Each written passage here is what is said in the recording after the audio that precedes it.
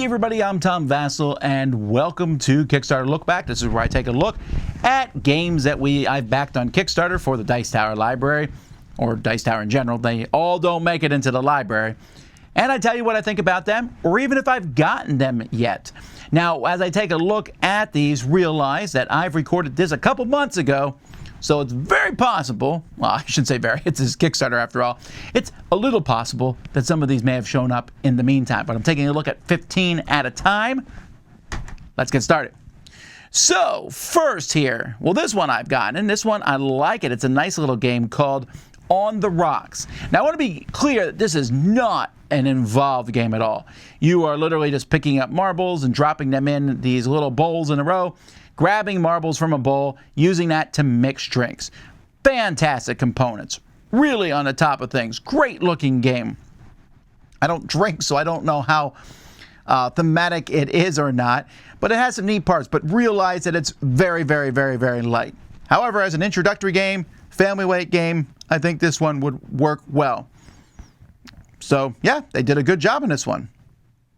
Unicorn Fever. I do like Unicorn Fever. So this was a remake of Horse Fever, which is a game I liked a lot. Horrible Games did this one, and it's just a splash of color. You have these sassy little unicorns. Here they are. You can see them there. And they're racing, and you are betting on them. It's a little convoluted, actually, on how all the betting works and everything, and you're getting money and victory points. Now, they have these giant painted unicorns. Did I get these giant painted unicorns? I can't remember if I got them or not. I know I didn't back them originally. I wanted to get the giant painted unicorns because I thought that'd be funny. As it is, my daughter painted all the unicorns, and it came. We got a couple extra unicorns for this. Yeah, wow. No, I don't have the giant ones, but the little ones got painted pretty much the exact same way. This game is a blast, and I was very happy with this Kickstarter. I got all the little extra horses, or unicorns that you can get in.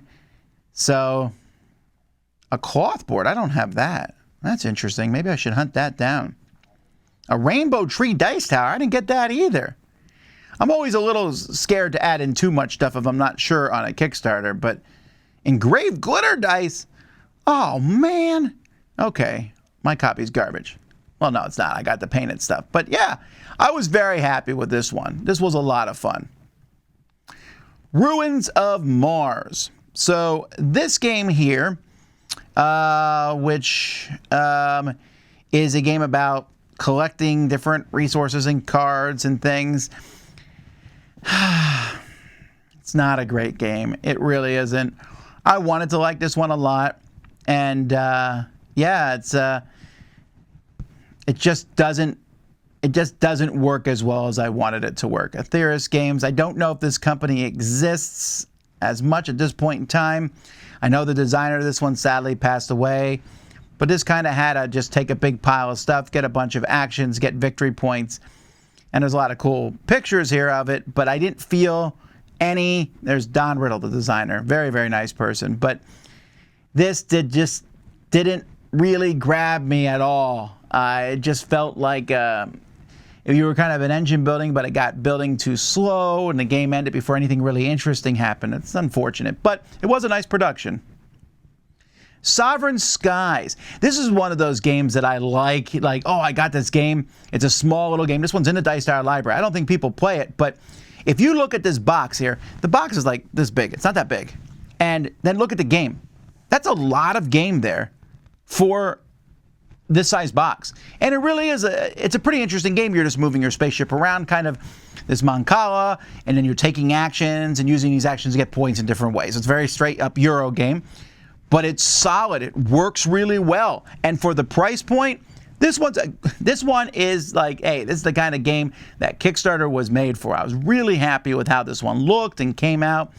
It's a good little project. Calico. Well, y'all know this one came out. Calico here, it has a pretty good price too. And then I believe AEG picked it up and started printing it. This game, which is called Calico because of the cat and because of quilting, and that's what you're doing here. You are building quilt patterns. You're drafting these tiles, placing them on your board, trying to surround different areas in your board with colors and or patterns. But it's tough. You're not going to get everything you want to get. Someone else is going to take the tile you want, and you'll not be able to score everything. But it is a solid, very thinky game, very quiet game. When you walk by people playing this, they're just sitting there thinking very hard about where they're going to put tiles. But I like it. It's a lot of fun as you put these different patches in your quilt, and then you get to put little cute cat tokens on them and stuff, depending if you've met different requirements. Blood of the Northmen. Now, Carl Chudik, for me, is real hit or miss. He's made games that I've really enjoyed. This, unfortunately, was a big miss for me. So this game here, and you can see there's a bunch of tiles and miniatures. Part of this game's problem is the miniatures. The miniatures are for different characters, but these miniatures look really cool, right? But they're this tiny, and they're hard to tell apart. And it's an area control game. So there's a bunch of gray miniatures on there, and I'm like, who controls that area? Also, the tiles themselves are essentially cards. When you play a tile, the sides that it matches will give you action. So you have a hand of tiles, you play a tile, the way you connect it matches, and it's a really, really slow, boring area control game with a few points. And you're going to forget. I mean, if you want to use the advanced game, because the basic game is too simple, there's a lot of rules to remember and do different things, and it doesn't seem like it really pans off. This one has not gotten a lot of buzz since it came out, and I know a lot of people were not happy with the miniatures. I mean, to me, they could have made the miniatures in different colors. That would have solved a multitude. I would have taken cubes over these miniatures. So that's unfortunate. 1861 Russia, 1867 Canada. This is another in the 1800 series, and I said in the last thing that the last time I talked about one of these, I think that was the last 1800 game I backed. Obviously, this one is. So I know this one came in. I can't tell you more about it other than I added it to the library. There's a review from Ambi, or that's actually just talking about 18XX games. But I'm pretty sure she's taken a look at these. I don't know what else to say to you all other than take a look. It looks cool if that's the kind of game you like. Lots of neat things here. Zombicide 2nd Edition. Well, this was a big Kickstarter. Made $3.4 million. This is kind of an upgrade to the original Zombicide, bringing it along the lines more in the Black Plague. And look at all that stuff you get! Oh, stuff! I've not played the 2nd Edition. Z did. Z reviewed it, said it's better in many different ways. I think it had a few minor issues with it. We replaced Zombicide in the library with the 2nd Edition. I didn't get these silver and gold dice, though. Those are kind of cool. Those cars are cool, too. Zombicide is the originator of mounds of plastic on Board Game Geek. So it only makes sense that there is more mounds of plastic here. All right, Titan. Now, this is one of the ones that you're seeing this in July. I recorded this in May. It's possible I have this by now. It really is, and I'm hoping so, because this is a game I'm very interested in with this, look at that, cool-looking 3D board there. And it has this neat space theme here of you harvesting a moon. There's a little puzzle, and I don't know. It just seems interesting. I like how it looks. The components seem great. They said shipping's happening soon in the latest update. I think this is one of my top 10 anticipated of the year. I'm pretty pumped about this one. So hopefully by now I've already gotten it and played it and reviewed it. I don't know, but then again, I might have gotten a plane and went, not as good as I want it. We can see. But here, May Tom is still hopeful. Seven Bridges, a stroll and write board game, which doesn't mean anything. It's a roll and write board game. Well, I mean, sort of. You're making a path through this city, and you're going to draw this path with these different lines. You're going to roll dice and draft these dice to use these lines to move through this city. You're trying to cross as many bridges as you can, drive by different buildings. There's some differences from game to game, but the map is always the same, so I feel like it would get stale a bit. It's fine. The idea of it being a historical thing for the city and crossing the different bridges, I like that. There are different ways to get points here. I just feel like it gets a little samey after a while. You're going to kind of be doing the same thing each time. Interesting ideas, but multiple maps would have probably helped. Capone, the Business of Prohibition. This is from El Dorado Games, and this is another game I haven't got from them. That's odd that I didn't receive either game from these folks. This one Looked cool because of these trucks with the things in it. I haven't heard a lot of people talking about this, so I don't know if the game itself... Oh, that's a cool looking game. I want these bottles in the truck thing. Maybe I did get it. I don't remember it, though. I might have passed it on. Yeah. All right.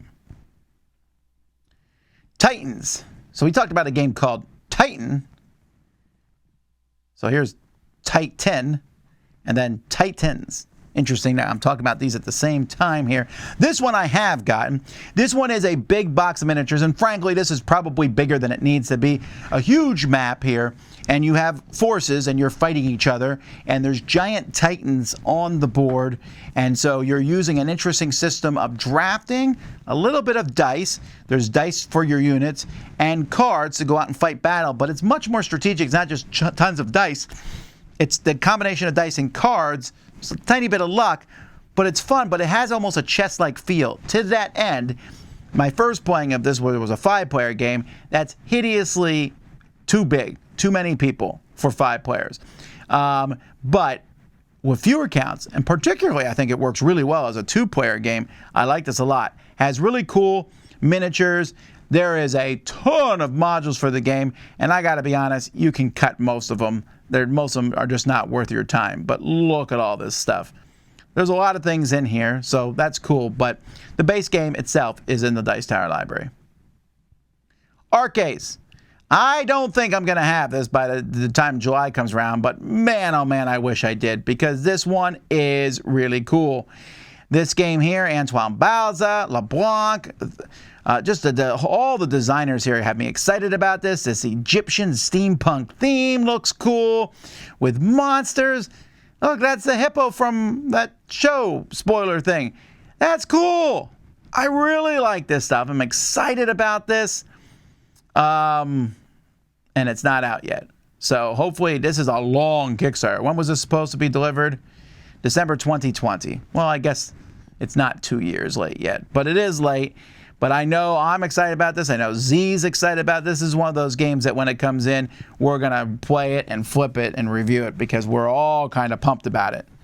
Oh, look how cool some of this stuff looks. Man, it just looks so much fun. I hope it is. All right, Namiji. This is the next chapter in the Tokaido universe.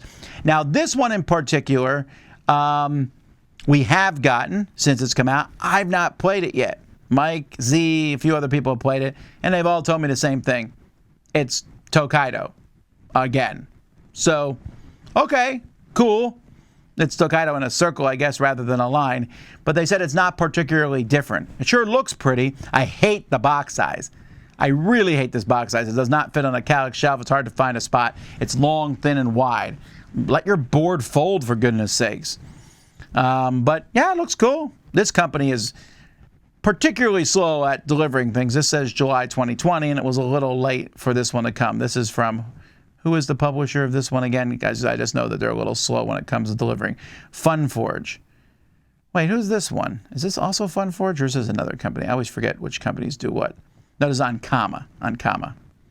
Well, Dine Oblivion. This is kind of a small one. I was a little amused by this one when I saw it. It's a little deck builder where you're collecting cards and fighting dinosaurs. It's pretty good. The artwork is what it is, and there's a lot of luck in it. But you know what? The artwork for the dinosaurs is great. For a Kickstarter, they got it. They delivered. It was delivered a while ago. I played this game. It's been a while since I played this, and I enjoyed it. It's not great, but it's decent and good. So yeah, hey, it got delivered. That's a plus right there. And that's that, folks, for today. That's 15 more games. I hope you've enjoyed this series. This is the last video that I'll be posting on it for a bit. I'm going to start doing this on a bi-weekly basis, just going through different Kickstarters that I've backed until I catch up to where I'm at some point. I like to take a look, like I said, at things that have happened rather than things that are happening, and then see what's happened to them. That's too many times I've used happen. It doesn't matter. Until next time, I'm Tom Vasel, and you've been watching The Dice Tower.